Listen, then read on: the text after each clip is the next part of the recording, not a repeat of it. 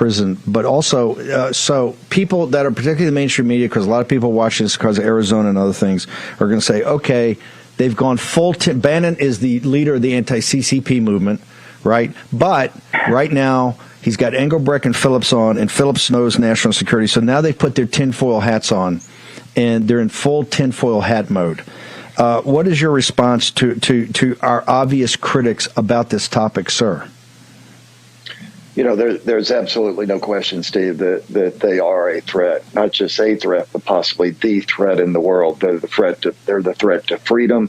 They're the threat to everything that we all stand for, and that everything that you two as leaders of the movement fight for. For those of us that are sort of on the ground and the foot soldiers, if you will, or the people out slugging it out, I believe that today, more so than maybe ever, not just because of what the court did to lock us up and keep us from going to Pennsylvania and explain to the people of Pittsburgh what exactly it is that's happened. That's why they locked us up. And we have no doubt that they're going to do everything they can do to shut us up, to keep us silent, to try to force us to kneel. But I can tell you, Steve, we were here last night in Arizona, and I have not met one single person ready to kneel. The game's on.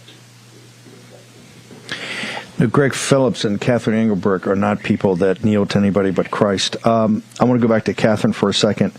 Catherine, I met you, I think, 12, 13, maybe 14 years ago. King Street Tea Party Patriots, but then you turned that into, because you guys realized right down in Houston, I think it was, you guys realized right away, hey, there's something not right about these elections, right? And this is in Texas, and nobody's thinking about Texas going blue or anything like that. You've formed True the Vote. You and Greg have worked on this for over a decade. I would go down to your seminars and talk 12 years ago, and you guys were into the details and the weeds of what's happening. Give us your assessment, ma'am, now that you've been sprung from jail. Give us your assessment of this situation in Arizona as you see it as an expert in elections, ma'am. The fraud has been institutionalized.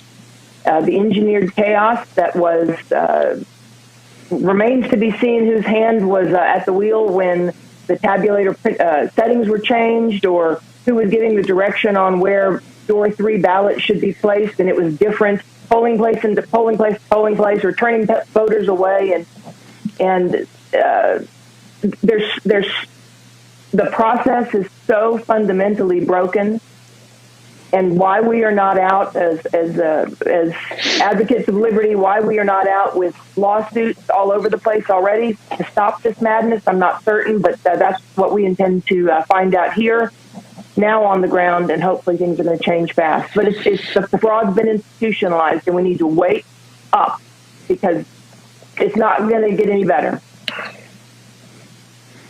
Greg, can you jump in here? We got about a minute, and I'm going to hold you guys through break. At Jim off to have a lot of other people coming on. Engineer Chaos, they started Tuesday morning with Mr. Rogers coming out and saying, hey, we have a great day, but 26% of our voting centers, the machine, and 1 out of every 5 ballots is not going through. And then just kind of some airy-fairy thing that people had 2.5 hour, 3 hour waits. Is that what you refer to when Catherine refers to engineered chaos? Is that what we're talking about? Yeah, absolutely right, Steve. I mean, the challenge that they're facing down here is that people were literally turned away. People were disenfranchised. They were told to get out of line. They were told to leave. We learned last night we had something like 1,500 calls to Catherine's election integrity hotline. People were telling us things that were just almost unbelievable. Oh, just put them in, door 3 over here, and everything will be okay. We learned last night that as those boxes began to fill up, they told them just to throw them into a Tupperware box and hey, we'll count them later. People were literally walking away and never got to vote. We've got disenfranchisement. We've got not just a broken process, but a process designed to steal. And not to mention the fact, of course, that you have Katie Hobbs, who, depending on where this thing goes, may be certifying her own stolen election. How can it be? We have to stop the certification. It's not going to be. Yes, we have to stop the certification, no doubt. Okay.